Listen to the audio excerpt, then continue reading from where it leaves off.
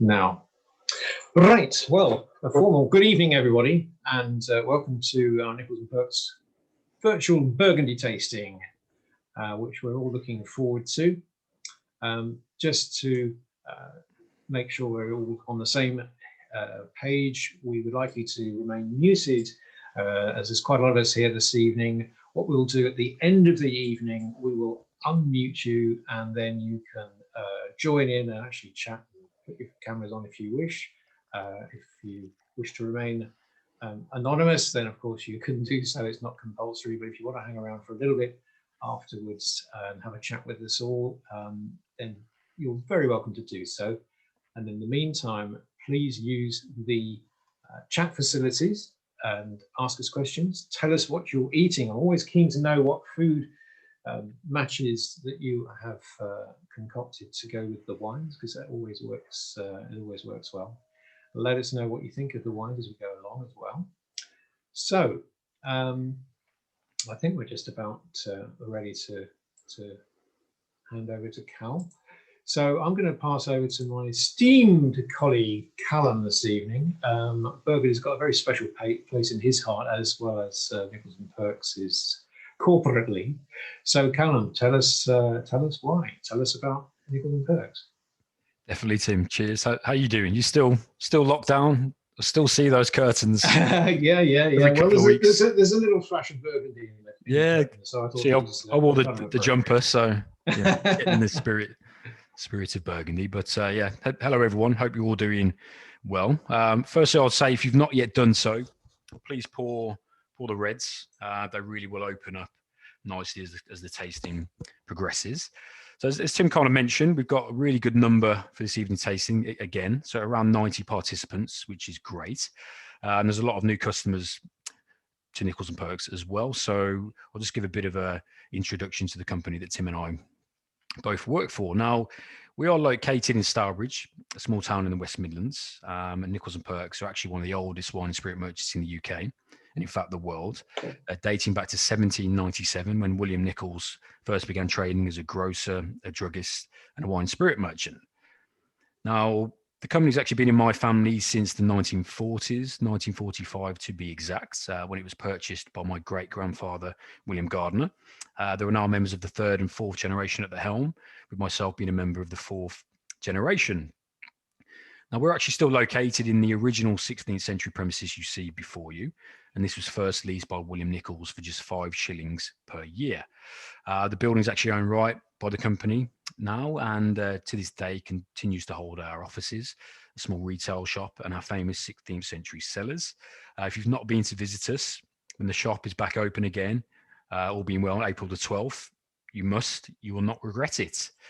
Now, with regards to the business as a whole, it's a fairly complex business, a lot of different aspects, a lot of different layers to our business, but we are predominantly fine wine and spirit specialists with a keen focus on the wines of France, Italy, Spain, Portugal. However, we do offer wines from all over the world, and we export to well over 50 different countries worldwide every year. Now, as well as offering fine wine to private customers such as yourselves and other members of the trade, we also supply wines to the on-trade when it's open, Michelin-star restaurants, for example. We offer a fine wine investment program. We offer wines as futures or en primeur, and we host well over 100 different wine and spirits events every year, don't we, Tim? You're involved in 90% of them. Seems like every month sometimes, but hey, it keeps me out of mischief. Oh, yeah, good. Now, Tim alluded to the fact that Burgundy holds, a dear place in my heart and for the company, and it really does. Now, it is perhaps our greatest passion at Nichols and Perks. Our relationship with this region and with the winemakers and different domains goes back decades. So for that reason, I'm delighted that Tim and I are going to be showing you 5 fantastic wines that you have in front of you. Now, the wines of Burgundy, both Chardonnay and Pinot Noir based, they're often mesmerizing and they can evoke emotions, feelings, and give pleasure that no other wine region in the world can. Burgundy really is fascinating, yet it is complex, very complex. However, it's mine and Tim's job this evening to make it easily palatable for you. Now, Burgundy is regarded as the region for the finest Chardonnay and finest Pinot Noir in the world. In fact, the wines for this region are so sought after that prices of the very best wines have gone through the roof. crazy. Now, to put that into a bit of context, you have recent vintages of Domaine de la Romanée Conti, which is a Grand Cru Pinot Noir, being sold for close to £20,000, and that's before tax. With regards to white wine, you could go to Domaine Le Flavor's Montrachet Grand Cru, which sells for around £10,000 a bottle. Isn't that right, Tim? Pause. Yeah.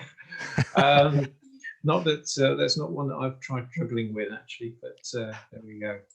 I think that, I mean, just again, to further put that in context, the thing about Burgundy is that there is a finite supply of stuff, and currently the world appetite for quality Burgundy wine exceeds the ability to really supply it. So you can see there, this is from a LiveX graph going back over the past 15 years or so. You can see sort of key points and what's happened to the various wine price indices, and that thing going into the stratospheric heights there is, of course, Burgundy, and it ain't coming down anywhere anytime soon. So yeah, it's expensive, or can be expensive. There's a lot of crazy prices being demanded and obtained for key Burgundy producers, but we think that underneath it all, there's some great value Burgundy. So we're going to get amongst that quite soon. Definitely. So just before we start, then let's give you all a bit of a hint as to how to get the best out of the wine. I've said sniff, swirl, and slurp. The idea is that you've got a lot more information going through your nose as far as aromas and tastes are concerned. You've got this wonderful thing called the olfactory bulb, which is a kind of database that sits between your sinus and your brain. So all these lovely, complex and delicious aromas and flavors, you all get that information transmitted through your nose. That's why you see people sniff their wine as well as slurping it. You'll get far more information through your nose, so make sure you do that. Also, make sure that you let the wine open up. These wines in particular have got a lot of delightful stories and secrets to reveal. So make sure that you give them the chance to really open up. They will change once they're in the glass a little bit. And also you'll find that if you've got a few nibbles to go with them, then it'll help kind of balance the wine and the acidity. And you take a sip of wine, get your palate used to that, take a little nibble of something that you've got to go with it, and then go back to the wine, and you should find that hopefully the whole thing is greater than some of the parts. Now, we mentioned that Burgundy is renowned for being elegant and sophisticated and enticing and beguiling, and sometimes a little impenetrable. And that's one of our guests. It says here, fits that bill very very well indeed. So happy birthday, Mike Greenwood. I know you've got a lot of your family on board to hopefully enjoy these this evening. So if we were able to all meet in the same room, we'd be singing happy birthday to you, but you've been fortunate enough to bypass that particular endurance. So let's have a look at the region itself then, first of all. So Burgundy lies in the sort of central and eastern part of France, and roughly is a spine that links Dijon down towards Lyon. There are 5 principal areas of Burgundy. We've got Chablis in the northwest there, and then from north to south, south of Dijon, we've got Côte de Nuit, Côte de Beaune, Côte Chalonnaise, and the Mâconnais. And that's going roughly north to south.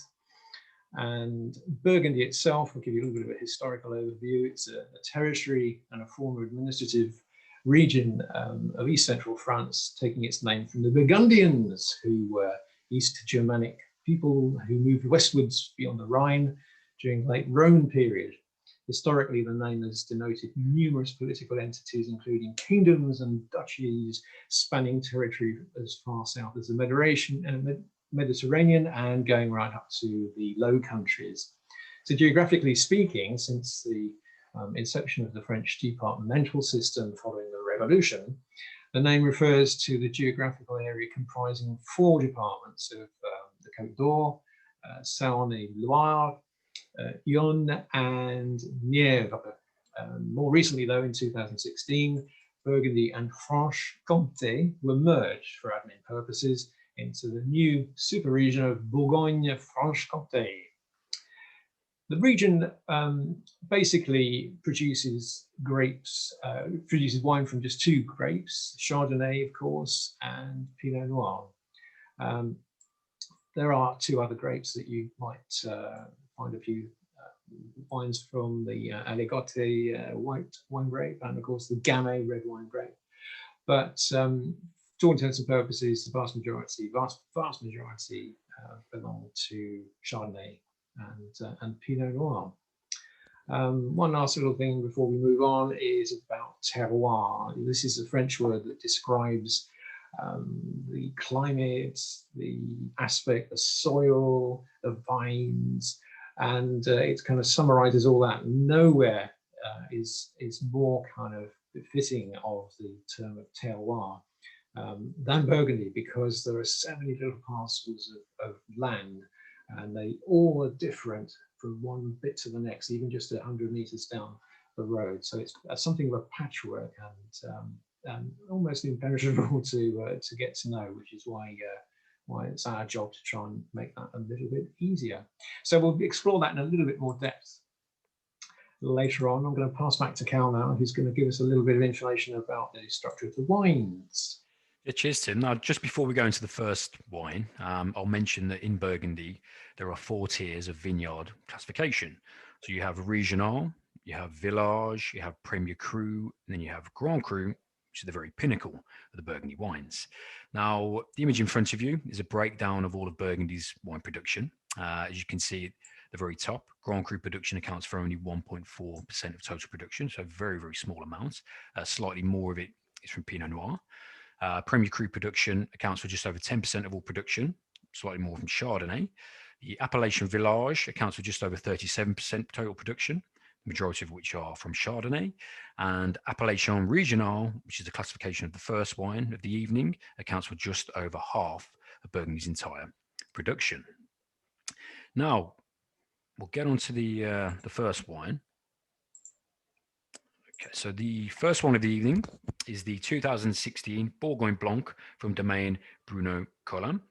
Now, Nichols and Perks have been working with Domaine Bruno Collin for over 10 years now, but the domain was actually created in 2003 when Bruno Collin's father of Domaine, Michel Collin Delager, handed his vineyards down to Bruno and his brother Philippe. Now, the holdings were split and are now bottled under separate labels, with Bruno's share becoming Domaine Bruno Collin. Now, interestingly, this form of inheritance stems from the Lex Burgundonium, which refers to the law code of the Burgundians, which is said to be issued by King Gundobad, there he is, the king of the Burgundians under the Roman Empire in the 470s. Long time ago. Now, Lex Burgundonium is Latin for Burgundy laws and is influenced by Roman law and deals with domestic laws concerning marriage and inheritance. And in the case of vineyard inheritance, vineyards must be divided equally amongst one's offspring. Now, back to Domaine Bruno Collin. The domain is based in Chassagne-Montrachet in the Côte de Beaune, which you'll see in front of you shortly. So that's a map of the Côte de Beaune, Chassagne-Montrachet in the center. There you go. Now, Bruno farms 8 hectares of land, which is about 20 acres, in 30 different parcels, which are scattered across 5 communes in the Côte de Beaune. So he farms villages from Premier Cru, classification, Grand Cru, Village, etc., in communes of Marange, to the left of that map, Santenay, to the right further still, Chassagne-Montrachet, we mentioned, and Pouligny-Montrachet, which I'm sure as Burgundy fans you're all familiar with. Now, whilst being famous for his skills in the cultivation and vinification of the Chardonnay grape, Bruno also makes excellent Pinot Noir-based wines, but that's for another tasting. Now, the Chardonnay that goes into this wine we're tasting now, the Bourgogne Blanc, comes from a very small plot in the commune of Marange, just there. Little circle there. Now, the size of this plot is 0.8 hectares, which is very, very small. And there are only around 350 cases produced each year, depending on the vintage, for the global market. So there's not much to go around. Now, the soils here are comprised of the famous clay and limestone soils that makes Burgundy very famous, but more on that a bit further down the tasting. But what I would say is that the clay here brings a kind of richness and roundness to the wine, but this is balanced out wonderfully by the freshness and minerality that derives from the limestone here. You definitely get it in this wine. Superb freshness. Now, in terms of the vintage of this wine, as in every vintage, the aim of the winemaker is to balance phenolic ripeness in the grapes, and these are the changes that occur in the skins, pips, and stems, with the sugar ripeness, which is the breaking down of the acids and the accumulation of sugar. Now, how easy this is depends on the weather conditions of each particular vintage. Now, the vintage of this wine is 2016, and 2016 is regarded as a very good vintage in Burgundy. However, it was far from straightforward. Now, hail and mildew, followed by severe spring frosts, the worst since 1981, in fact, left vines devoid of fruit and immediately affected potential yields and quantity. Fortunately, July, August, and September were very warm, dry, and sunny, which ultimately salvaged the vintage, and light rain showers in late September gave vines the water that they really needed. Now, despite the difficulties surrounding the 16 vintages, the fruit that actually made it extremely high quality, and all in all, the vintage has proven to be very good for whites, but excellent for reds. Now, with regards to the winemaking of this wine, once the grapes were at desired ripeness, they're picked, they're hand harvested, brought to the winery, where whole bunches were pressed and the free run juice collected for an alcoholic fermentation, which is triggered by natural yeasts, which are located on the grape skins. Now, once the must juice is fermented dry, it's then racked or moved off the lees or dead yeast cells into other stainless steel vessels where it undergoes a malolactic fermentation. Now, malolactic fermentation is a conversion of malic acid, which you might find in an underripe green apple, for example, to lactic acid, which is the acid you find in milk. So it kind of rounds and softens the wine, the must. Now, once the malolactic is complete, the wine is then transferred into oak barriques, 228 litres, 20% of which is new oak for 10 months for its maturation. Once this is complete, the wine is blended, fine filtered, and bottled for release. Now it's my favourite part, time for a proper taste.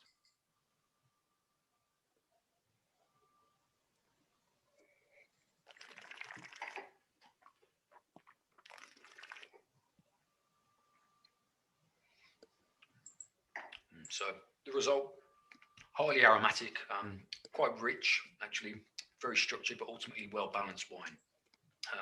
The nose offers aromas of white stone fruits, a bit of honeysuckle, vanilla comes from the oak, white pear, a bit of citrus in there as well, maybe lemongrass underneath.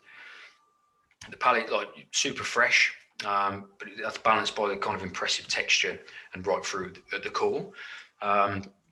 Bruno Collins' style, it always shows beautiful balance, both aromatically and texturally, and it definitely comes through in this wine for me.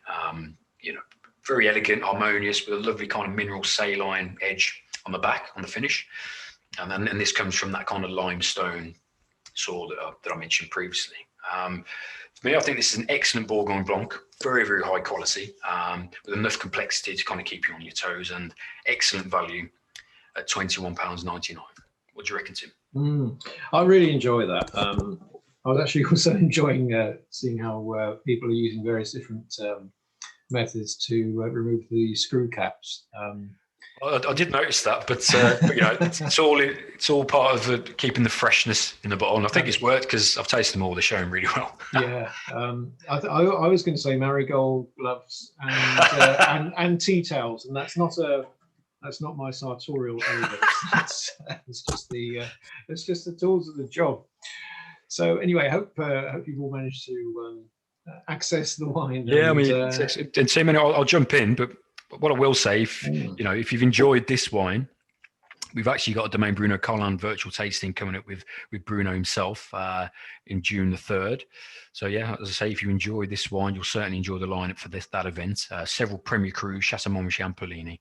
It's definitely not one to be missed. But yeah, that entry level, this is their entry level wine. Don't forget, and I think it's fantastic. Yeah, I think it's really good. You're going to find it very hard to find that sort of quality in a large outlet, shall we say, because Yeah, exactly. this is only made in kind of small quantities. So, okay, well, let's have a little look at some of the kind of historical background in terms of the evolution of the region as far as wine production is concerned. So we can go back to the Romans, as in so many things. They kicked off the production of wine in the area. You can see that frieze depicting great treading and carrying of and pouring of wines. So it goes back a couple of thousand years into the 1st and 2nd centuries AD, representing the beginning of the vineyards under the Gallo-Roman influence. And by the time we got to the 4th century, that was the first written evidence that vineyards were in existence in Burgundy. And then, unsurprisingly, the monks got involved as they studiously managed to record their different experiments and develop methods and understanding to cultivate the vines in a reproducible way. And then by the time we move on another few hundred years, the Dukes of Burgundy made the wines known throughout France and indeed Europe. So rolling through to the 1930s, we actually have the creation of the first appellation de régime contrôlé for the region. And then by the time we get to the 21st century, we've got over 20,000 people working in the wine region. So over a sort of time span of about a couple 100 million years, when the region was part of a vast tropical sea, the time has transformed the seabed into these soils that we know and love, which are so good for the vines and the wines. But more of that and on. So let's go to our second wine of the evening, and this is Pouilly Fuissé. So this is in the Macon region, which is towards the south of Burgundy. You can see a little cluster of villages down here. The kind of geographical or landscape situation is that you've got some rocky outcrops there. That is Solutré and Vergisson. And that is particularly emblematic of these vineyards that they have a height of about 400 or 500 meters actually.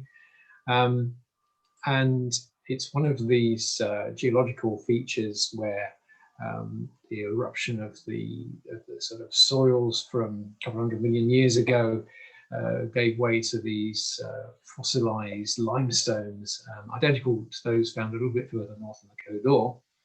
And they owe their dramatic profile to the presence of hard fossil corals which resisted erosion. What that means is that the vines planted on these slopes and at the foot of these hills of the Jurassic origin have got kind of clay limestone soils, and they produce an ideal sort of bed for, in this case, Chardonnay grapes. So just zooming in a little bit further, so we are down here in the Mâconnais, and you can see that's fairly well towards the south part of the region. And zooming in still further, you can see Pouilly Fuissé just here. So this is Domaine Bourdon, Bourdon et Fils, which is an estate that is, again, very traditional, right in the heart of Burgundy growing. It's located in the little hamlet of Pouilly, and the estate only uses the Chardonnay grape variety exclusively to produce these southern Mâconnais wines. They actually have 6 different appellations across 8 villages. I won't name all the villages there.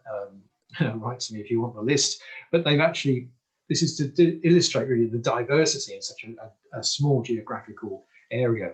So not only do they have 6 wine appellations in 8 villages, they are actually grown across 45 different vineyard parcels. Now that range of terroirs and the variety of the kind of terroir between each of these little parcels means that they've got an incredible palate, enabling them to produce wines which are incredibly well balanced. So to the wine itself, they've got about 160 years of history. It's currently run by Francois and Sylvie Bourdon, It's been built up over many generations, and today they've been joined by their offspring Antoine and Benoit since the last couple of years to help carry on the family tradition and breathe new life into the estate. It was formed in 1867, and there were originally 2 wine production sites, and it was a blend, if you like, of 2 families, the Thévenet family in Vergezan and the Bourdon family in Pouilly. So let's have a look at the wine itself. Now this is 2014, and I didn't need, there you go, I didn't need thin nose pliers, long wrench, or indeed bashing it on the table.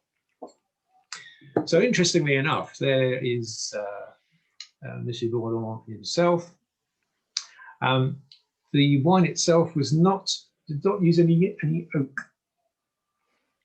The 2014 vintage produced some really good wines, although it was not an easy growing season. Remember, Burgundy is in the whole scheme of things a little bit far north in terms of wine growing latitudes, and so it's susceptible more than some regions to climatic variations every year. So every year there's some challenge which the Burgundians stoically have to deal with in terms of making the best out of their vines. So the growing season started off quite well in 2014. The spring was warm and dry, and that was a fairly nice trajectory through to bud break and a relatively uneventful first part of the season through to early June. But later in June, problems began. Right at the end of June, there was a hailstorm, and not all the vineyards in every commune were affected. And this goes back again to having a wide spread of parcels as these guys do, so that you haven't got all your eggs in one basket. However, a lot of producers reported big losses, and their yields were cut down to about maybe 25–30% of what they ordinarily would be. But it did mean, however, that for some that produced crop yield meant that the vines were able to reach maturation, or the grapes were able to reach maturation more easily on the vine, despite the difficult summer. And then the sort of cavalry came in at just before harvest time, and the weather settled down, the sun came out, the grapes became ripe, and they were able to get a decent harvest in. And it meant that 2014 ended up with a really interesting and classic style.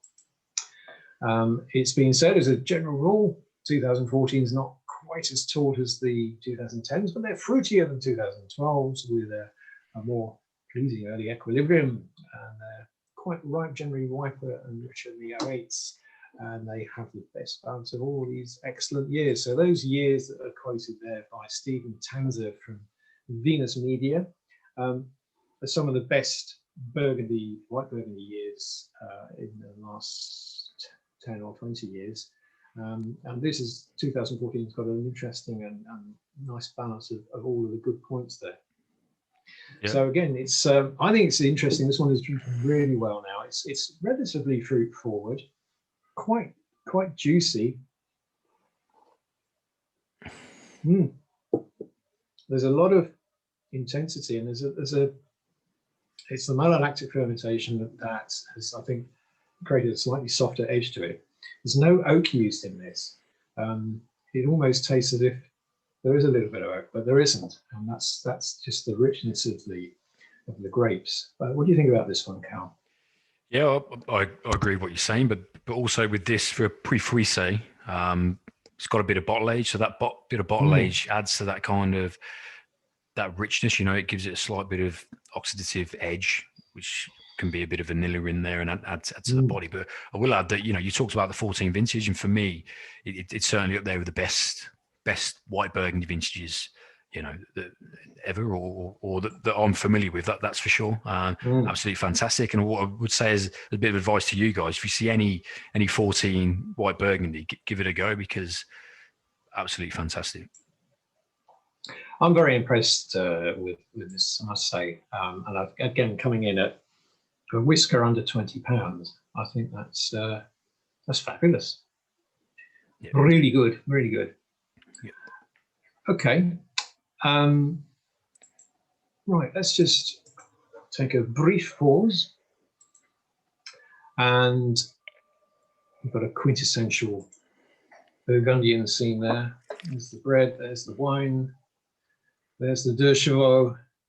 And this pattern here that you see we'll return to that a little later, but it's a very Burgundian sort of roof tile pattern. So we've established that Burgundy's got an ideal climate for producing great wines. The climate of the region is pretty unique because you've got a mixture going to the north to south. You've got the sort of continental climates towards the north, which have relatively cool springs. You've got slightly warmer, almost Mediterranean when you get towards the south. You've got oceanic influences as well. So slight local variations can play a key role in the diversity and the subtlety of these different appellations. There's actually 100 different appellations in Burgundy. And then we come to this thing called climat. So if we don't understand terroir, what chance have we got with climat? That's a word with a kind of precise meaning in the Bourgogne region. When we talk about climat with regard to Burgundy, we're referring to something different to the usual sort of meteorological association of climate. In this case, climat are plots of land for growing vines that have actually been delineated by winemakers from generation to generation. There's actually just about more than 1,000 of them, and some of these were identified as far back as the 7th century. So the idea of heritage really resonates very strongly with these Burgundian climat. And so much so that in recent times, UNESCO has granted the climat World Heritage status, such as the importance of them to the community and indeed the wine. So beyond climat, we have a thing called lieu dit, and that means a kind of usually an even smaller area within a designated climat. And you also have clos, C-O-O-S, which is a kind of designated walled area. It's a plot of vines traditionally surrounded with dry stone walls. And they go back often as far back as the Middle Ages, originally designed to protect the vines from herds of marauding animals, which would often roam freely through the different villages. So lots and lots of history, lots of culture. And I think whilst we're here to taste the wine, it just helps put things in context when you understand a little bit about why the region has evolved in the way it has. Okay, I think that's enough of me, and I'm getting thirsty for the next one. So, Cal, let's go on to your first red of the evening. Cheers, Tim. So, third wine of the evening is the 2012 Côte de Nuit Village Rouge from Domaine Truchetet. Now, we've been working with Domaine Truchetet for close to 10 years now, but Domaine actually goes back hundreds of years. The domain is actually located in Primo Prissy in the Côte de Nuit, which you'll see in front of you in a moment. And it's now under the tutelage of 6th generation winemakers and brother and sister, Morgan and Julie Truchetet. Now, the estate's it's not a fancy, prominent domain that boasts loads of Grand Crus or even Premier Crus. It's actually the estate that offers an interesting range of excellent value wines from so-called lesser appellation and has a fine focus on Côte de Nuit Village, which is the one we're tasting now, but also Nuit Saint-Georges Village. Now, Morgan Truchetet often emphasizes the need to respect each different terroir, and in doing so, Domaine Truchetet farm organically. Now, in a moment, you'll see a quote here from Morgan Truchetet. There you go. And he says, "You have to know how to listen to vines and adapt each year. We have planted plant cover in order to boost the biological activity of the soils, improve their structure, and increase the rate of organic matter. We want to develop more lively soils." He goes on to say also to preserve their 100-year plots in New Saint-Georges specifically, the ploughing is done by horses, so no pesticides are used in their vineyard. Now, the cuvee we're tasting right now, it's the 2012 Côte de Nuit Village, and the Côte de Nuit Village can be produced from 2 areas in the Côte de Nuit. It can be produced from Fissin and Brochon in the north of that map there, or from Courgouloin, Comblanchien, and Primo Prissy, which is a bit further south, which is around the Nuit Saint-Georges area. Now, the Pinot Noir that goes into this wine is from the commune of Comblanchien, which you'll see in a moment. There you go. And more specifically from 3 separate lieux-dits that Tim alluded to, which are La Berchère, which is there, and the vines here were planted back in 1964. Also Aucasse, which is there. The vines there planted back in 1967, and also La Dominode, and the vines here were planted back in 1980 for Trucheté. Now, these 3 lieux-dits, they cover around 0.5 hectare, which is around 1.25 acres. Interestingly, the yields for this wine are around 50 hectolitres per hectare. So that works at around 260 cases produced each year for the global market, which similarly to the Bruno Collin wine, Bourgogne Blanc, is very, very small. Now, you'll be interested to know that the hill slopes of Comblanchien are carved into hard limestone, which dates back to the Middle Jurassic period, so a very, very long time ago. The slopes are gentle, with the upper part comprised of brown soil, which has a relatively low limestone content. And what this means is that, which adds to the wine's kind of roundness, more roundness as opposed to freshness. But that's not to say this wine isn't fresh, because it really is. Now, the vintage of this wine we are tasting is 2012. And 2012 was a very difficult vintage in Burgundy. In fact, for some producers, it was catastrophic. Miserable weather, such as a lot of rain, even hail, led to difficult flowering and subsequently issues with mildew. Nevertheless, as is often the case in Burgundy, a fine August, September saved the day and allowed for sufficient ripening of the grapes.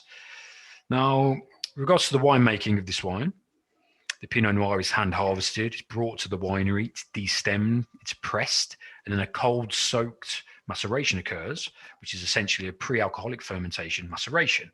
And what this does is allow a very gentle extraction process. Now, once this is complete, the alcoholic fermentation occurs due to the presence of natural yeast, followed by a remontage or pumping over, which aids the extraction process further. The next step is malolactic fermentation, which actually takes place in oak barriques. And once this is complete, the wine is then aged in different set of oak barriques, 25% of which are new, for 12 months. Now let's give it a taste.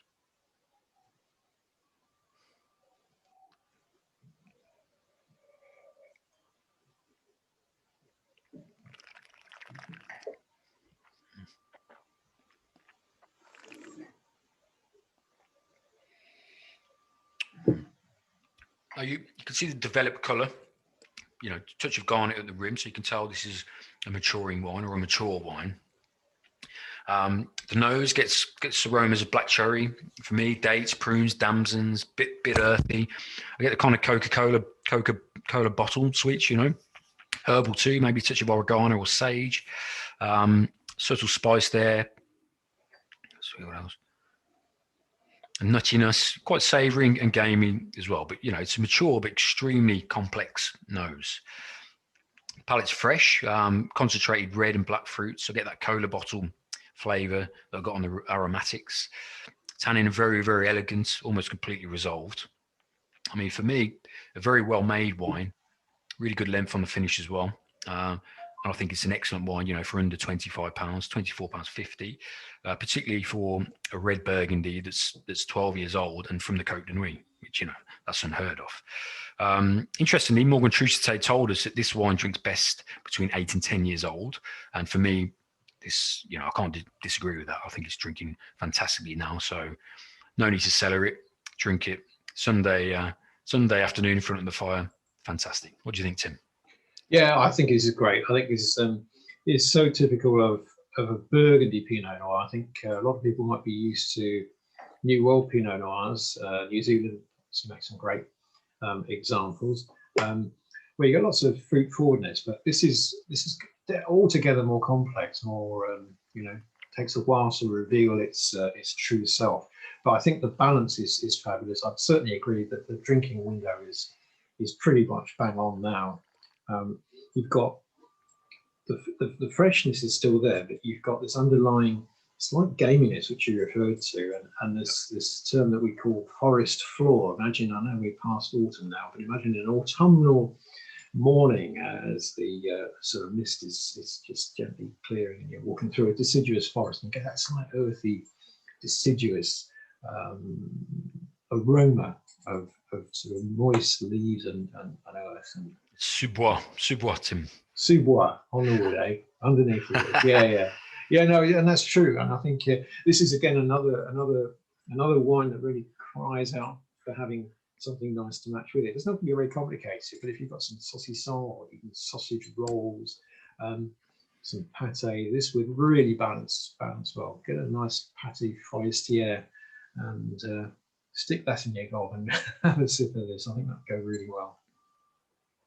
One or two of you saying, nice soft tannins, absolutely. Beef bourguignon, well, obviously for the region, that's your actual regional dish. If beef's a bit too heavy, you can try coq au vin, which also comes from a very similar area there. Definitely a food wine, but one to savour, delicious. Yeah, but fully mature. If you like kind of mature Burgundy, I mean this, and as I mentioned, at the price, fantastic. Well, you're not going to find it in very many places. Full stop. Never mind one that's fresh out of the cellars and ready to drink. But under £25, amazing. Do let us know what you're eating with these things. I assume that you are.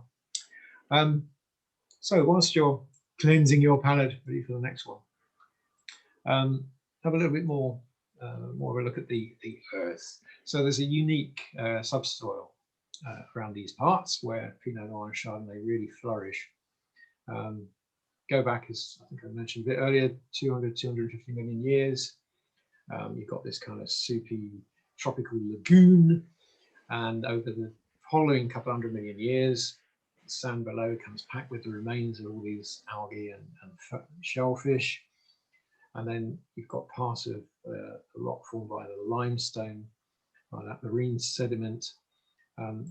Some parts of the Côte d'Ivoire and a bit further north, you've got really dense limestone.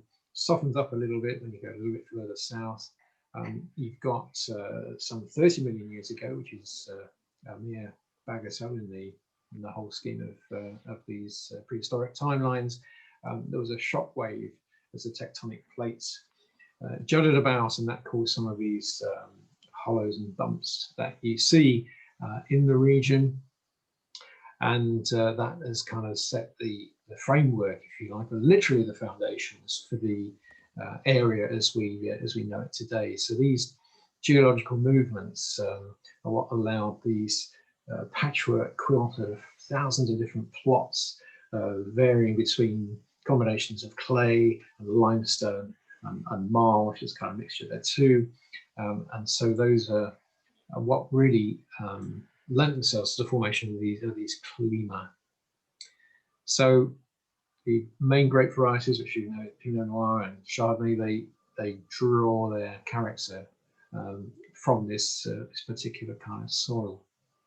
The marl soils, which are a little more yielding and porous, is particularly good for Pinot Noir.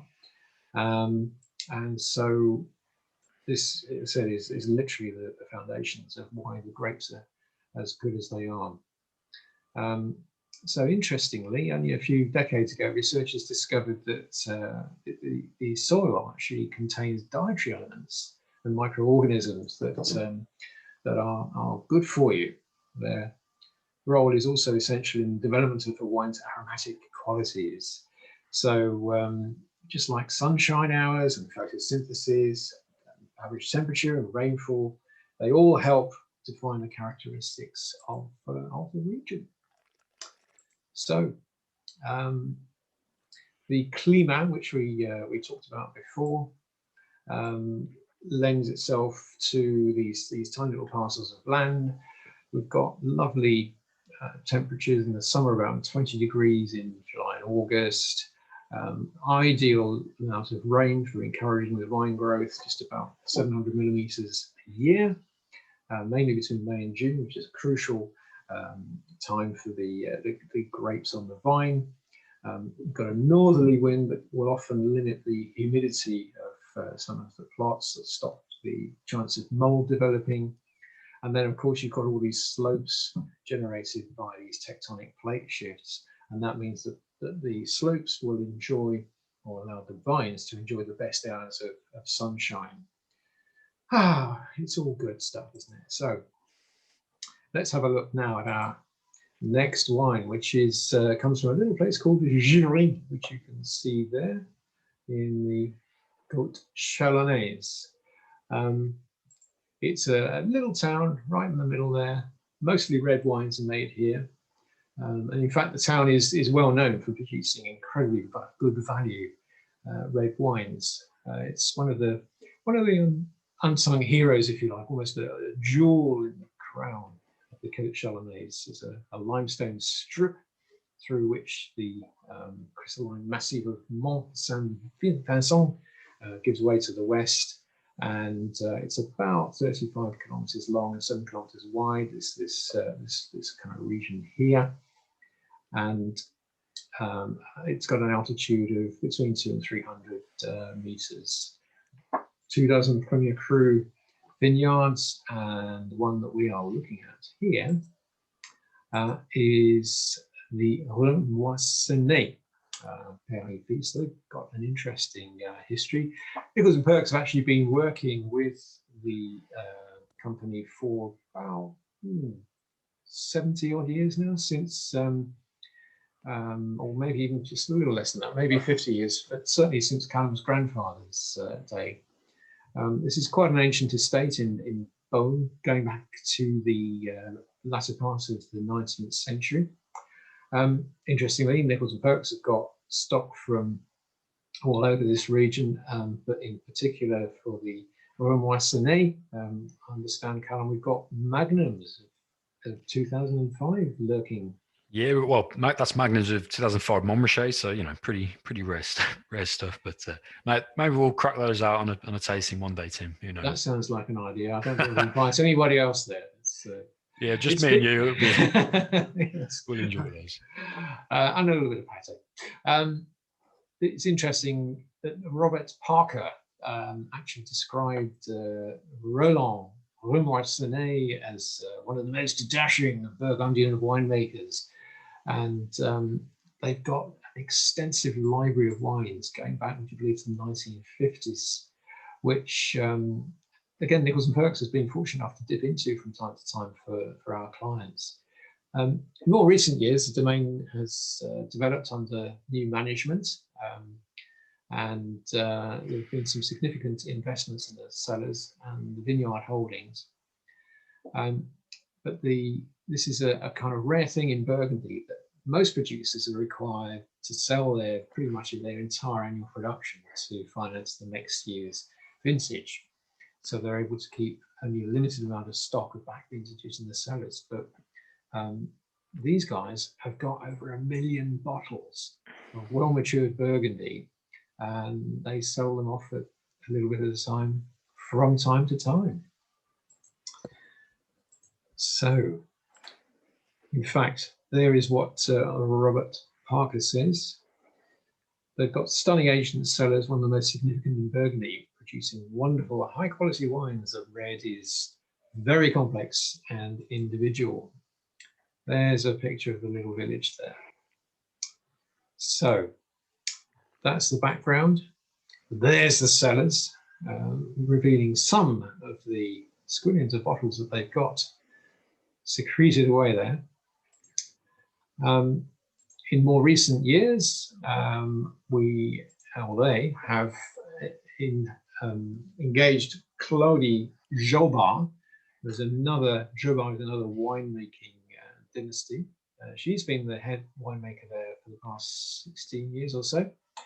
Her mother, Laurence, was hired by Maison Joseph de Rouen, another great name in Burgundy, in the mid-70s to be their head winemaker. She stayed there for 30 years, so there's certainly longevity and staying power in that family dynasty of making great wine in Burgundy. The techniques that they use is basically taking a lot of care to not interfere too much. So there are no tubes or pumps to move the fruit around the winery. It's taken to the fermentation vats in buckets. And then the fermented juice is carried manually to the press. The vineyard area is actually fairly lightly watered, meaning it only gets about 800 millimeters of rain a year. Faces southeast, like all the best ones do.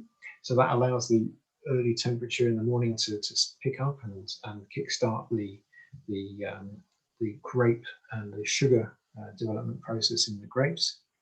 It is said that the Givry vineyard is renowned for its precocity compared to other communal appellations in that area, because the earlier vine will obviously ripen earlier, and that is helpful because it can ripen before perhaps less favorable conditions as the year progresses towards normal harvest time. So it's just a couple of weeks earlier, which means that they're quite often getting grapes that are nicely ripened before the mildew can set in and the rainfall gets too heavy. So from a vinification point of view, they will choose to avoid post-fermentation maceration. So they will leave the grapes to be extract the tannin and the phenolics before they ferment them, and then they will basically have a result which is a kind of fairly rich and elegant nose, lots of red fruits, lots of black fruits. They tend to use indigenous yeasts as well, so you've got a slightly wild, almost spicy edge to them as well. So again, a lovely complex wine there. This is kind of delicate layer where you've got violets and floral, herbal essence. Then just beneath that, you've got some red fruits. Then underneath that, you've got some darker fruits like blackberries. And underneath that, you've got some licorice and maybe even some spices. So great with pâtés, which we mentioned before, terrines, charcuterie. So what do you think of this one, Cal? Yeah, I think it's excellent, Tim. Really kind of vibrant, fresh, but very gamey. But I mean, the kind of the freshness is really impressive, and that's synonymous with the 14 vintage. You know, we talked about it with the whites, but also with the reds. It has that freshness. I think it's really, really good. You know, as I say, super fresh, gamey, savoury, but still kind of red currant fruit there. Very, very vibrant. You know, and this for a kind of village Givry, I think it's absolutely superb, to be honest. It certainly has aging potential. You know, 2-3 years, definitely. But I think it's fantastic now. Very, very vibrant. Different style to the previous wine, which is kind of resolved and slightly richer and mature and ready to go. This is a fresh, vibrant style. But, you know, I think it's excellent. Good choice. It takes a sommelier, Lionel, to say good with cherries and roast duck breast. I was thinking, oh, we've got a client who's got a great chef's palate on them there. And well, he has. Absolutely. But if you were saying I was breaking up the sausage rolls, I'd be disappointed with Lionel. But no, I think I would certainly say this for something like lovely roast duck breast. Perfect. Yeah. Yeah. Nice. And lovely with saucisson sec, says Kate. Yeah, absolutely. So I think it's one of the classic matches. Actually, is duck and Pinot Noir. Now you've got just enough acidity there to cut through the passiness of the duck, but you've got those lovely fruity flavors which goes extremely well with duck, and of course underneath that you've got these slightly gamey slightly spicy ends, which will also balance the other end of the duck meat. Fabulous. Right. Again, another little diversion here. You couldn't mention Burgundy without talking about the Hospice de Beaune. This is the classic Burgundian architecture. You might remember the pictures that we saw earlier on with this, this interesting sort of lattice pattern. This was founded in the 15th century by the Chancellor of Burgundy, as was, and it was basically set up as services for the poor and needy. Moving on to the current day, this splendid place, which is now a museum, actually does an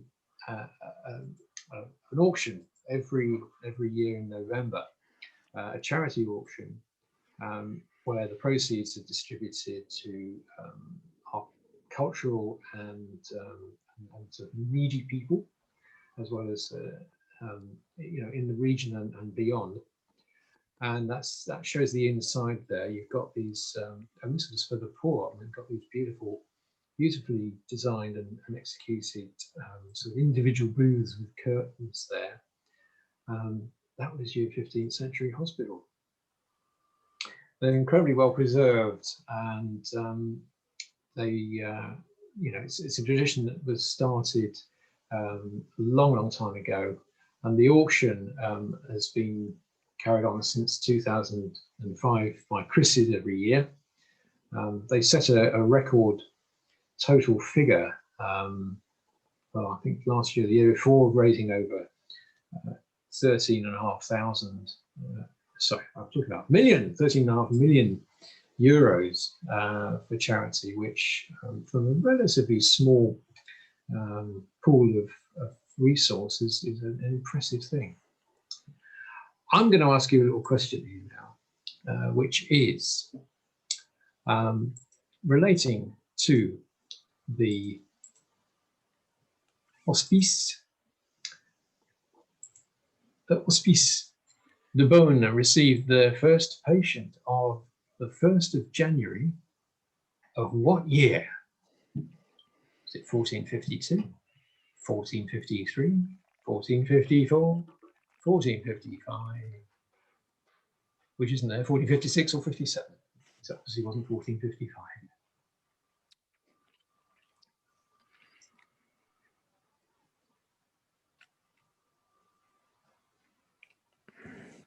I'm going to count down now. 5, 4, 3, 2, 1. And I'm going to say that the majority have it. It's quite an evenly spread thing, but yeah, it was 1453. They had their first patient. You got done there, Tim. That's probably the first time ever, isn't it? I got done up like a kipper, as they say. However, I will find something else to extract my revenge. Okay, I'm going to pass this one back to you, Cal. Okay, Tim, cheers. So it's that time. It's the final wine of the evening, which is a bit sad, but, you know, there you go. Got to get on with it. So the final wine is the 2015 Chambolle-Musigny Vieille Vigne from Domaine de la Pousse d'Or. Now, Nichols and Perks, we've been working with Domaine de la Pousse d'Or for probably over 20 years, actually. But this historic property has links that date back as far as 400 AD. In the years that followed, different kings such as Philippe VI de Valois, you'll see him in a moment, tasted and enjoyed the wines of Volnay, with some of which coming from the vines of what became Domaine de la Pousse d'Or in 1954. Should we get him up? There he is.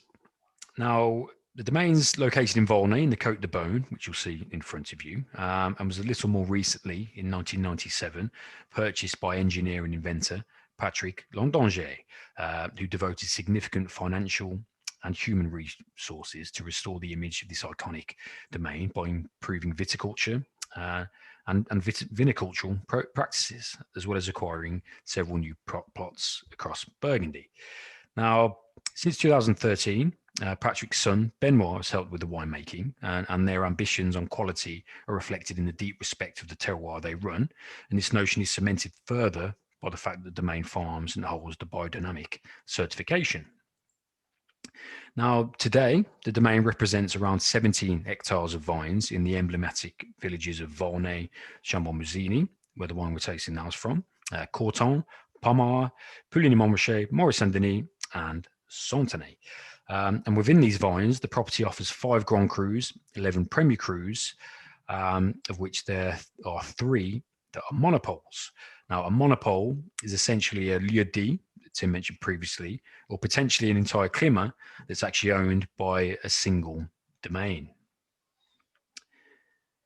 Now, the wine we're tasting now is the Village Chambon-Musigny.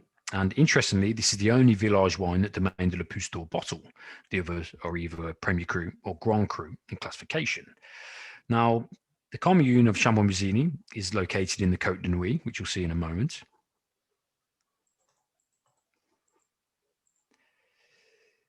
There you go. And it's between the communes of Nuit-Saint-Georges and Vougeot in the south and the Maurice-Saint-Denis in the north. Now, Chambon-Musigny, it's often described as the queen of all of Burgundy, or very elegantly as an iron fist in a velvet glove. Now, this is due to its femininity, but amazing capacity for age. The wines that are made here, they're graceful and charming. They're often not the deepest coloured of Burgundies, nor the most structured. However, they deliver a sensuous fruit and are pure silk in texture. Now, with regards to the soils of Chambon-Musigny are comprised of that famous clay and limestone we know so well from this tasting. However, there is a higher percentage of limestone in Chambon, especially in the southern parts, which is a huge contributing factor to the elegance, freshness, and femininity of the wines produced here. Now, in a moment, you will see a map of all of Domaine de la Pousse d'Or's holdings, but just in Chambon-Musigny. So you have a plot in the famous Grand Cru of Pommard, kind of top right of that map. You have Premier Cru plots of Charme, Grossailles. They also have a plot in the iconic climat of Les Amoureuses, and then 7 different plots of Chambon Village that go into the one that we're tasting now, 7 different lieux-dits. These are known as Les Nazois, Les Babulières, Les Saudes, Les Maladières, Les Athées, and Les Herbus. Now, interestingly, for this cuvee, there are also grapes that go into this cuvee that are from Premier Cru sites of Les Borniques and Les Chabillots, which you'll see on the map. Now, Patrick Landangère told us that there are not enough grapes from each of these Premier Cru sites to be bottled as an individual cuvee. So he adds them to the Village wine. And what this does is really kind of push up the quality level of this particular cuvee. Now, the Vieille Vigne in the description of this wine translates into old vines, and most of the vines in this of the plots for this wine date back as far as 1976. The total area under vine for this cuvee is 1.41 hectares, which is just below 3.5 acres, meaning that around 500 cases are produced each year of this cuvee. And, you know, like the other wines that we've showed this evening, it's a very, very small amount, you know, for the global market.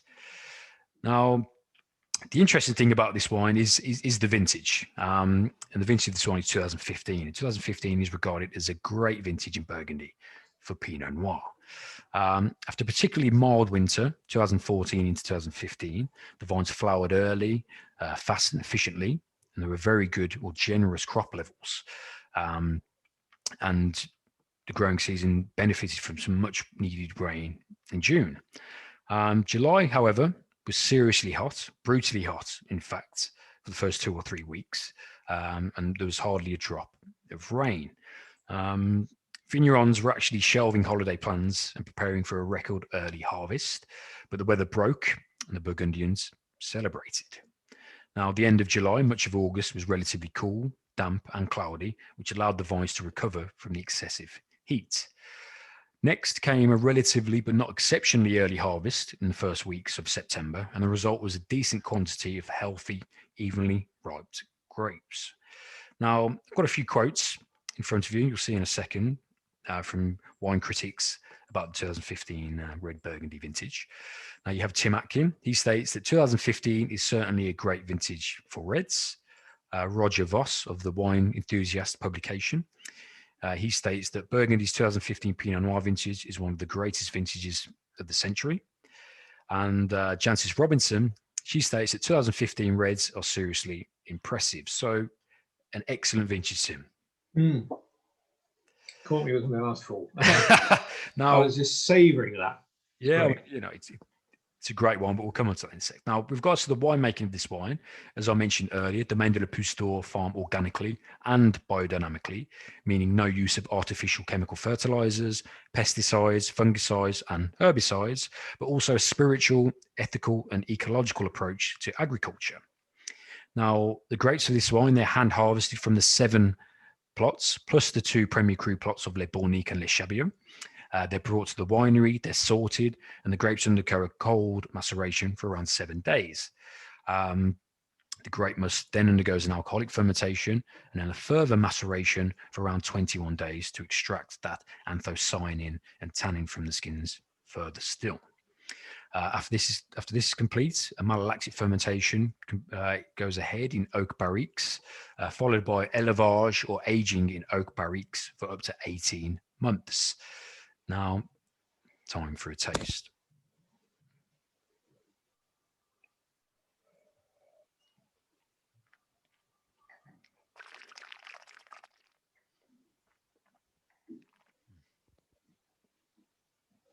It's quite, for a Chambol, it's quite a deep and dark colour, but this is definitely linked to the vintage. The warmth of 15 resulted in slightly thicker skins than usual, which means a higher level of anthocyanins, which is the colour, but also tannin, which you may be picking up in the wine. Now, I think the nose, it's very expressive. Lovely perfume nose, violets, lavender, blue and black fruits come through, very, very complex. The palate, you know, it's very fresh, silky, juicy, succulent even, but solidly concentrated. Really impressive structure. And again, this is down to the 2015 vintage. I would say it's definitely a big Chambol Mazzini, but you know, that's the style of the vintage, but the quality level too. I think the finish very, very long, that kind of bitter cherry, black cherry come through. What I would say is you probably picked up that this wine, you know, it is very young. Nevertheless, I wanted to show you what a quality young Burgundy tastes like, and this is certainly that. As the wine ages, it will mellow. You'll get more kind of secondary and tertiary flavors appearing. The tannin will kind of soften. But for me, you can tell the quality of this wine, huge aging potential. I think it's excellent. And I would say the price, it's just under £55. But I would add to this, as the wine develops in bottle, so does the price. What do you think, Tim? That's a very elegant way of saying it ain't going to go down. Yeah. I think you're absolutely right. I think this is showing an incredible amount of promise. I mean, it's lovely now, but I can see it developing further and opening up. I mean, one or two people have noticed a slight sort of eucalyptus menthol type of aromatic on the top note of that. Certainly a herbal kind of aspect going on, yeah. And it's, I mean, there's such a lot going on, but you just think it's got more to give. I think this will. I mean, just buy a case now whilst we've got some, and let us look after it for you. We won't touch it, honest. This is going to develop well over the next few years. Yeah. I think you think about structure. I mean, as I say, it is young, but the structure's there, and I think, you know, five or so years be absolutely sensational. But you know, with a bit of food now, it will work definitely. But you know, I think it's a great wine. You can tell that from the off. So somebody says this is the best sausage wine so far. Nice. Yeah, I think that's. I think I could go along with that. Somebody with a slightly different, slightly more complicated parent. Oh, it's Linnell again. Yes, goes with pigeon pipivier. Yeah, that's posh. Pigeon pie. Probably go with packets and pays as well. Yeah, why not? Rustic pattern, yeah. No, this is like, it is crying out for a food, I think. I mean, yes, it's great to sip it and evaluate it by itself, but a wine like this needs something to bring out some of the other elements within it, I think. Yeah, definitely. As you say, it's a young wine, but it gives people a little insight into a quality young Burgundy, but also an exceptional vintage in 2015. So, yeah, Good stuff. Right. Well, I think the time has come for us to ask you what your favourite is. Now you can vote for more than one wine. Vote early and vote often, as some disreputable political parties might say. So it's interesting from our point of view to see what your perception of these wines is and how it reflects. yeah. So the nice. I always breathe a little sigh of relief when all the wines get at least some votes. So that's quite a decent. None of the wines have lost their deposit, so that's good.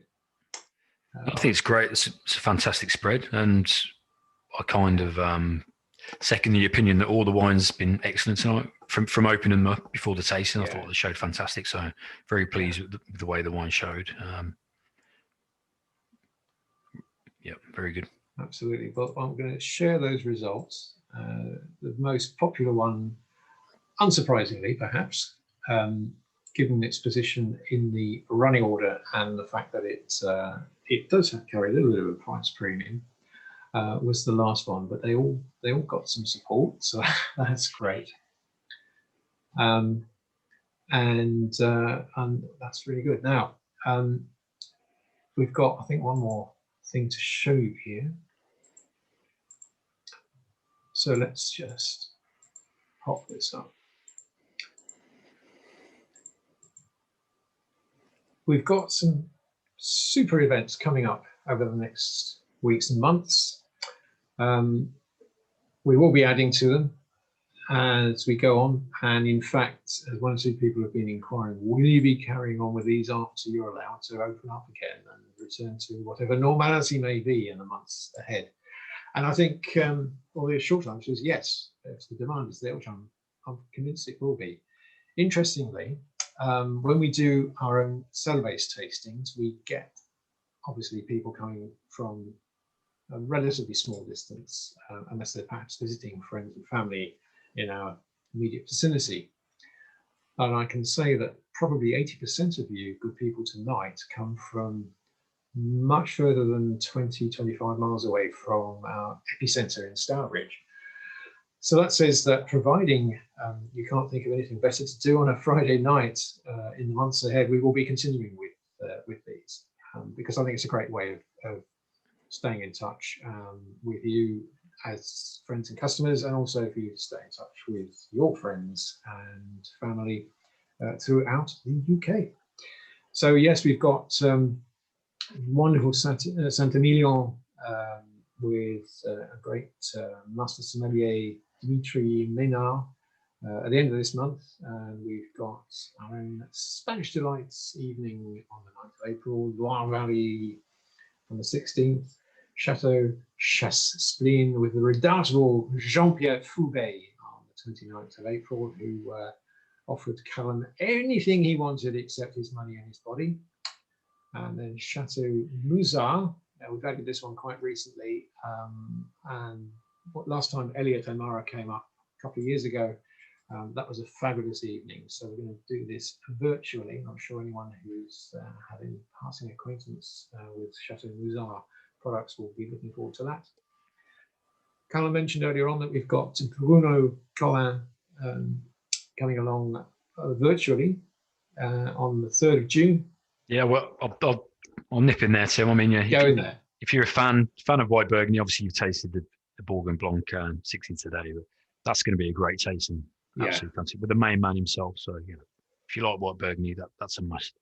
That's almost a money couldn't buy it. Well, £49 can buy it, but that's great value for what you're going to get. Oh yeah, definitely. So good stuff. Yes. So Suzanne, yeah, we have picked up on this. For those of you with young family, you can have a night out while staying at home. Excellent. Yes, and you haven't got to worry about babysitters or driving home. You've just got to negotiate the steps upstairs. That's good. So what I'm going to do now is to stop the screen share, which means that we'll get rid of the PowerPoint. And then if you want to hang around, please do so. Thank you ever so much for your attendance. I'm not taking a register, but once again, very nice to see so many people enjoying this. And you may unmute yourselves if you wish. If not, just wave at us, and you don't have to hang around, but please do if you wish. You're on mute. You're on. Everyone just heard that. Everyone just heard that. This is where we can edit out any embarrassments. Don't worry. Don't be shy. Don't be shy, guys. I'll start off. I mean, I'm not surprised. I'm not surprised. I don't often say much, and I'm a listener, and I won't say too much. But first of all, Tim, always enjoy. It's my second one. Always enjoy listening to you. Your knowledge and banter is always just absolutely spot on. Yeah, obviously another cracking evening. Wine's been brilliant. Feeling pretty good right now. And again, big thank you, Cal. Not too bad. Yeah, loved all the chat. Nice to see Sakshin again, of course. My first one. Yeah, thank you both very much, Tim and Cal. Thank you. As always, a pleasure. Thank you for that. Cheers, Jack. Cheers, Kate. I think we've lost count. How many we've done, haven't we? We're loving it. Yeah. Do you mean Dee, this evening you've lost count? No. Well, yeah, perhaps that too. It's Friday. I had a couple of beers after I finished work, if I'm honest, and then kind of rolled into this. We love it. We do really enjoy it. It was a good one again, Definitely. guys. And I agree with Callum. I think the wines tonight have showed really well. All of them. Being a Burgundy fan myself, they've all kind of done, I think, what they should have. I was just struggling to pick out the difference between Tim's shirt and the curtains, but it's camouflage. It's what we call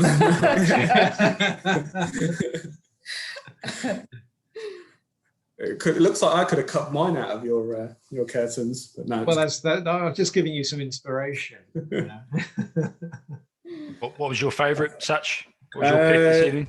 I will go with the number 3, just from the point of view that I think the 5th wine would be great in 4 or 5 years' time, but I like it when it's got a bit of age, and with Burgundy you start getting the earthiness, the mushroom, the leather, the cigar smoke. When you start getting that, when it's got a bit of age on, that's my sweet spot on Burgundy. So I think it's a great wine. I mean, for 25 quid as well, as I say, particularly from the Côte de Nuit, what's not? If you like mature Burgundy, this, it's a great wine, really. The Pouilly was a close second for me. I thought that was a really nice, unctuous, rich, forward. Pouilly, exactly like I said. They've all done what they should have done tonight. So definitely spot on. Oh, excellent. Right, Dave. Right, Callum. David Morhall, how are you? Great to see you, mate. Can you hear me? Can hear, yeah. How are you? I'm Sam, mate. I'm so glad you and Michael grew up together. That was fantastic. That's the 5th one I've done so far. Amazing. No, good. I'm glad. Really good. In fact, tonight was my birthday treat. Happy birthday, Dave. Happy birthday. Happy birthday, Dave. Very good. Happy birthday I'll tell you something as well. And I'm not showing off, just forgive me for this. Years ago, me and Michael's mum went over, ran Macon, Bone. Nice. Yeah, all around the area. And then 2 or 3 times, they went camping round there and drinking wine and going to restaurants. And I'll Amazing. never forget, it's fantastic it was. Got up to the farms where they make the stuff. Yeah. Well, And do you know, the bottom of the drive, they got a sign. Forgive me for this, I speak French. You get like a sign on it with a cardboard. yeah, that's all you get. Yeah. Degustation. Yeah. Yeah, exactly. Yeah.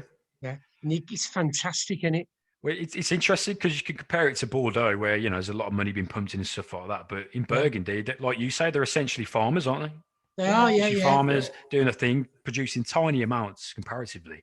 And a lot of those places, when you see the sign on the door, you can literally just knock on the door and that's right, yeah. And just go and and buy they're it. happy to give you a tasting. Yeah. Pop into someone's We've bunker. got some absolute random stuff that we'll never find again if we went. Well, particularly like, the likes of Truchete, that wine number 3, the Côte de Nuit Village there. That's exactly it. You can knock on the door, walk in. Yeah. The old lady opens. I remember sitting in a guy's barn. Yeah. Drinking and stuff. Yes, fabulous. Absolutely, that Broadstone Bay is lovely. That was really, really good night. That was fantastic. Yeah, great. Brought back lots of memories for us as well, didn't it? Yeah. They finish all that. I'm just opening another bottle of Pinot Noir. Good man. Good on you, Dave. Good. Great to see you. Happy birthday. Have a good one. Yeah. Cheers, Callum. Yeah. When you have a rum night, you're going to do a rum night, mate. Yeah, potentially. Yeah. Potentially, yeah. We'll let you know. Open. So when the shop opens, I'll pop round and I'll drop into the stuff that I told you about. Great. Good to see I doubt you will send it out to your customers, though. Probably not. That was great. That was Callum. Thanks very much, mate. Cheers, really Dave. good. Neil, how you doing, Neil? You okay? You enjoy that? You're on mute. You're on mute at the moment. That's better. There you go. Yeah, How are fine. you? No, thoroughly enjoyed that. I did like the last one. I'm afraid I've got a soft spot for Chambord. Well, I know you know that. You know that wine well, yeah. You kindly sent us a bottle of the 09, didn't you? Not that long ago. That's absolutely right. Yeah, no, that was terrific. I've got a question actually. I want to pass it on to Tim, or you may be able to answer it. Right, No. This is one for you. Abscisic acid. Right, what impact does abscisic acid have on vine growing? I'd have to look that up. I don't know. Next time, Tim. Yeah, Okay. It's been a while since we've done our exams. Yes. Neil. Abscisic acid, yeah. I think it depends on the soil and the root stock. yeah. It's Well yeah. covered, Tim. It's it's a hormone in the vine. But no. I thought I'd give Tim one. I thought I'd give Try and Tim stitch us up, Neil. Cheers. Thanks, mate. Tim, that's absolutely Tim. You've got that absolutely spot on. Now, quickly mute Neil, and you won. Then I don't have to answer it. Yeah. Can I tell you what it does? Yeah. What does it do? I'm a tree surveyor, so forgive me for this. Excellent. As far as I remember, abscisic acid is the hormone that makes leaves drop off trees. Yeah, it closes the stomata. Yeah, that's right. Yeah. Okay. Yeah. And How does that help you get drunk? well, I'm a gonna lot, close, a lot. but It affects the quality. It affects the quality of the fruit, because what they can do is they can water one side of the row of vines, I'll keep the leave fruit the other on. one Yeah. dry, Yeah. and then switch over. So you reduce the water, you reduce the amount of leaf coverage, but it increases the sort of quality of the fruit. Yeah. Right. All of the, I mean, joking apart, all of these kind of subtle factors are becoming, increasingly important to be able to juggle with, because as climate change is having an effect on vine growth and wine production, people are looking for ways of shielding the grapes when it comes to some of the Chardonnay grapes in Burgundy, because traditionally Burgundy has not usually struggled with sunburn on the Chardonnay. So obviously you've got to balance this thing about making sure that you're not losing too much nutrients into having a lot of leaf coverage. But on the other hand, you want to be able to make sure there is sufficient to be able to shield some of the grapes.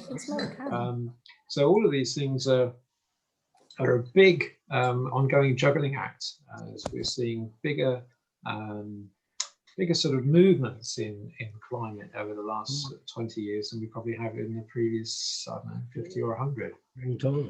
Oh, I just wondered if anybody wanted a shirt out of the curtains behind me. I think there's a competition. Usually it's Sachin and Tim with the shirts. Now it's a competition. Whatever's next. See if you can become the invisible man, you know. Great, thanks a lot. That's brilliant, and thanks very much as well, Callum. Yeah, for your assistance this week. That's brilliant. You're welcome, mate. Always a pleasure. No, that's good. Thanks again. I'll sign out. Well, make a shirt out of that then. I think I've got one. Graham, how you doing? How you doing, Graham? You okay? Yeah, I'm pretty good, thanks. And you? Yeah, not too bad. Did you enjoy that? Yeah, thoroughly good. This is my second taste with you. I did the last one as well, and really enjoyed this one. Burgundy is one of my favorite areas, so really enjoyed it. So, I really like the background. Is that the Forth Road Bridge? I think it's a little sunny for the Forth Road Bridge, as I remember it when I went there. But of course, now we live in, as we were mentioning, an era of climate change and global warming. It fairly well could be, couldn't it? Yeah. Tim, you're doing well batting these questions back. Yeah, Tim's on it. Tim is on it. I was interested to ask you a question, which is more related to you particularly when you're buying wine and so forth. Did you have to change your strategy before Brexit when you knew Brexit was coming along, or was it pretty much just normal business as usual?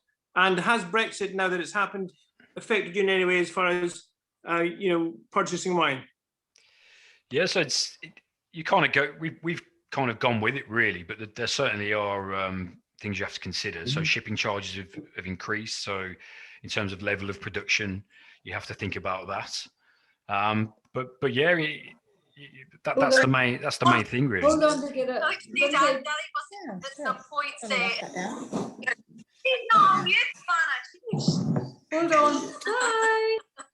Hold on to get out. Thank you very much. Really enjoyed it. Bye. Thanks, Rosemary. Cheers, Rosemary. Thank you. But yeah, essentially, the most important thing is that the shipping fees have increased and they make it more difficult. So it will add a little bit on price of wines, unfortunately. But that's the nature of it. What we're hoping is that, whether it's months or, a couple of years, that things will sort themselves out and get back to some kind of normality. But at the moment, there are difficulties. There's this VI form, which is caused a bit of a stir. That's where basically there's a pile of extra paperwork which has to be filled in on the exporters, i.e. wine producers side, and that could be a real headache for small producers in particular, because they have to produce a load of documentation for each different variety of wine that they send over. Yeah, I mean that's with regards to that particular form. I mean, it's been suspended at the moment, but we're hoping. But that's right. It's been kicked in. It's been kicked into the long grass for a few months, but come June, if there isn't any resolution on that, it could get kicked further down the road, or it could cause even more issues. Yeah. Thank you. But ultimately, Graham, we'll be able to send to you, no problem. So we'll find something. That's the main thing. Very good. Thank you. We still can't open the last bottle. We've been trying for the last 5 minutes. Long nose pliers, Bab. They're not wide enough. They're not getting round it. Any long nose pliers? So, little trick: heat it under the tap. And No. I cut my hand whilst no. So that's what we did. We used it under the tap. We finally opened it, but I've literally like. We Yeah, know yeah, that there's another way of doing it. My problem. I've got two tight hands and I can't. you're the culprit. You're the culprit, Yeah. mate. But you know, Yeah. at least you've kept the wine fresh. That's more That's important. right. There's There's a simple way of doing it. Get a very sharp knife just under the bottle cap, and just between the bottle cap and the little band underneath, cut it with a sharp knife, and it comes off. What happens if you slip? That I'm really concerned about what happens if you slip. Especially after a get your few glasses missus- of well, wine. I got my missus to do it, so I was saying. Put a hole in the top of the lid, and then use a straw. Easily. That would work. Yeah, that's it. That would work. Yeah. If you get a sharp knife and just move it around just below the cap, and just cut the little That's a plastic really good pins. point. That's We'll a really good point. fire up the 261 Husqvarna and Yeah, that'll work. Have you You got a don't need a sword? 261, just a 22. yeah, nice. little short 12-inch bar. That's 0202, that's all you need, yeah. Yes. Yeah, go for it. Or a silky. Silky, yeah, Zubat Yeah, yeah. 330. We're going to have a tree, Yeah, yeah. tree surgeon tasting soon, by the sound of it. Oh, God, I tell you what, 2 bottles of red and a bottle of white and all your sun. God bless you, Callum. Great to see you, Dave. Always a pleasure, man. You know, I've never forgotten that birthday treat, that whiskey tasting session of yours, the town hall. Yeah, The yeah. best days out in my life, though. Well, saying that, we've got another festival coming up September, towards the end of September. I can't remember the exact date, but I hope so. I swear to God, I hope so. bigger and better. So yeah, we'll have to sort What that a out. day out. What a great day out.